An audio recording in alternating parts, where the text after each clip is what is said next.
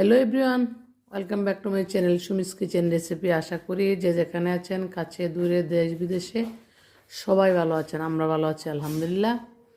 আজকে আবার আমি আজকের সকালের নাস্তায় করে নিলাম গরুর মাংস। একটা ভাইয়া না, 2-3 জন ভাইয়া আমাকে কমেন্টস করেছিল যে যে মাংস রান্না করছেন এর সাথে হচ্ছে রুটি হইলে ভালো হইতো, পোলাও না হয়ে।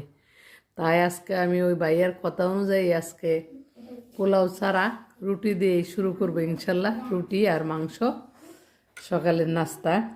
শীতকালটা আসলে কি খাবারের উপযুক্ত সময় আমি মনে করি শীতকাল। তো শীতকালে অনেক খেলেও কিন্তু সমস্যা হয় না আলহামদুলিল্লাহ।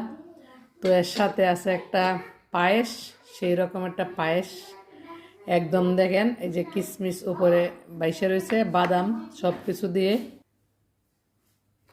এই যে বাদাম দিয়ে আমি এখানে পেস্তা বাদাম, কাঠবাদাম, এরপর চীনা বাদাম সব কিছু যোগ করেছি। তো সেই রকম হয়েছিল এই পায়েসটা। এই ছিল সকালের নাস্তায়।